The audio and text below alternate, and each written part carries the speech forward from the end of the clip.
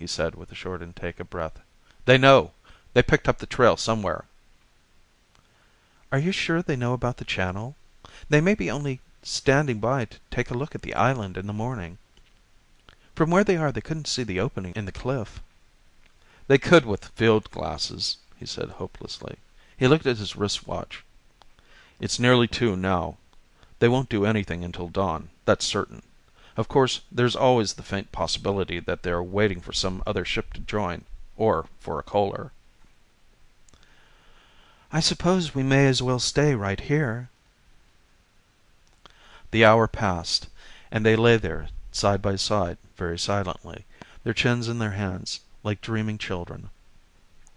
In back of them squatted the negroes, patient, resigned, acquiescent, announcing now and then with sonorous snores that not even the presence of danger could subdue their unconquerable African craving for sleep.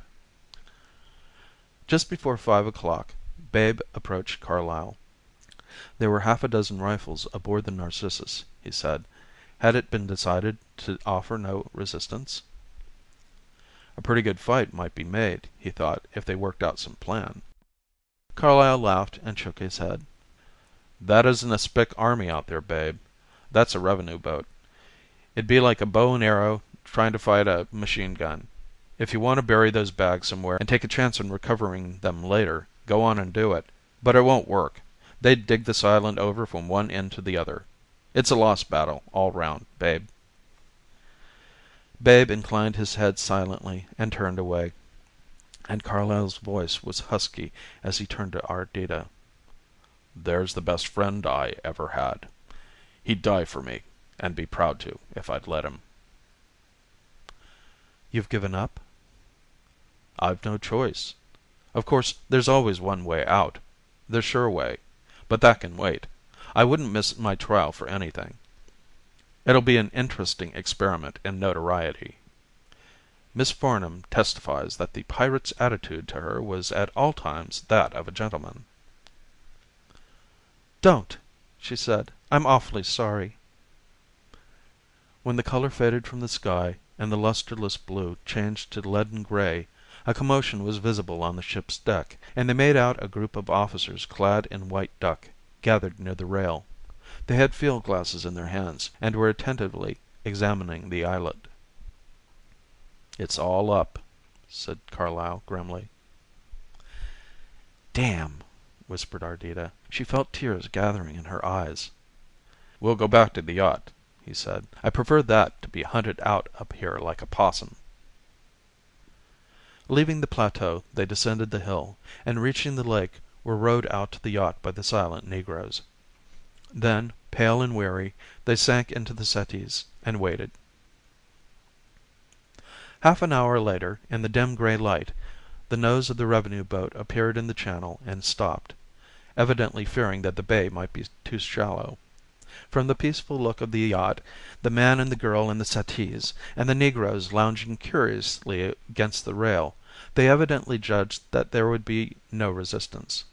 For 2 boats were lowered casually over the side, one containing an officer and 6 bluejackets, and the other 4 rowers, and in the stern 2 gray-haired men in yachting flannels. Ardita and Carlyle stood up, and half unconsciously started toward each other. Then he paused, and putting his hand suddenly into his pocket, he pulled out a round, glittering object and held it out to her. "What is it?" she asked wonderingly. "I'm not positive, but I think from the Russian inscription inside that it's your promise bracelet." "Where? Where on earth?" "It came out of one of those bags, you see. Curtis Carlyle and his 6 black buddies, in the middle of their performance in the tea room of the hotel at Palm Beach, suddenly changed their instruments for automatics and held up the crowd. I took this bracelet from a pretty, over-rouged woman with red hair." Ardita frowned and then smiled. "So that's what you did. You have got nerve." He bowed. "A well-known bourgeois quality," he said. And then dawn slanted dynamically across the deck and flung the shadows reeling into gray corners. The dew rose and turned to golden mist. thin as a dream, enveloping them until they seemed gossamer relics of the late night, infinitely transient and already fading. For a moment sea and sky were breathless, and dawn held a pink hand over the young mouth of life. Then from out in the lake came the complaint of a rowboat and the swish of oars. Suddenly, against the golden furnace low in the east, their two graceful figures melted into one, and he was kissing her spoiled young mouth. "It's a sort of glory," he murmured after a second. She smiled up at him. "Happy, are you?" Her sigh was a benediction, an ecstatic surety that she was youth and beauty now as much as she would ever know. For another instant life was radiant and time a phantom and their strength eternal.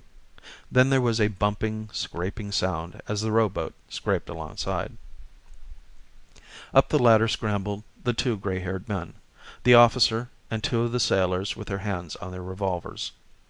Mr. Farnum folded his arms and stood looking at his niece. "So," he said, nodding his head slowly.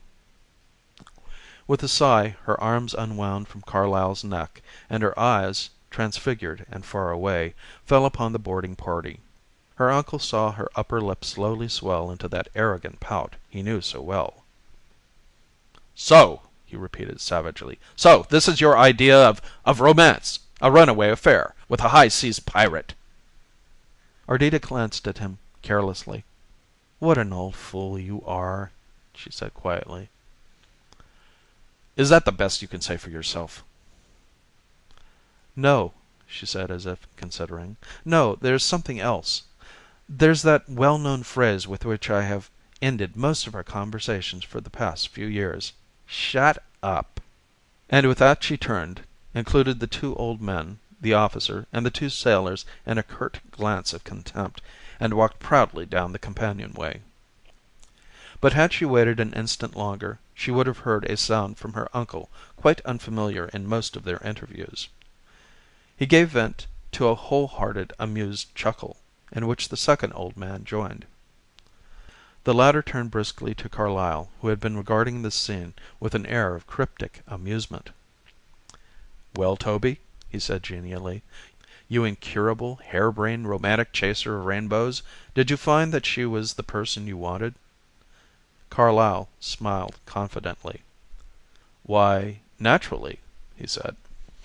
"I've been perfectly sure ever since I first heard tell of her wild career. That'd why I had Babe send up the rocket last night." "I'm glad you did," said Colonel Moreland gravely. "We've been keeping pretty close to you in case you should have trouble with those 6 strange niggers, and we hoped we'd find you two in some such compromising position." He sighed. "Well, set a crank to catch a crank. Your father and I sat up all night hoping for the best, or perhaps it's the worst. Lord knows you are welcome to her, my boy. She's run me crazy. Did you give her the Russian bracelet my detective got from that Mimi woman?" Carlyle nodded. "Shh," he said. "She's coming on deck." Ardita appeared at the head of the companionway and gave a quick, involuntary glance at Carlyle's wrists. A puzzled look passed across her face. Back aft, the negroes had begun to sing, and the cool lake, fresh with dawn, echoed serenely to their low voices. "Ardita," said Carlyle unsteadily. She swayed a step toward him. "Ardita," he repeated breathlessly, "I've got to tell you the truth. It was all a plant. Ardita. My name isn't Carlyle. It's Moreland. Toby Moreland. The story was invented, Ardita, invented out of thin Florida air." She stared at him, bewildered, amazement, disbelief, and anger flowing in quick waves across her face. The three men held their breaths. Moreland, Sr., took a step toward her. Mr. Farnum's mouth dropped a little open as he waited, panic-stricken, for the expected crash. But it did not come. Ardita's face became suddenly radiant, and with a little laugh she went swiftly to young Moreland and looked up at him without a trace of wrath in her gray eyes. "Will you swear," she said quietly, "that it was entirely a product of your own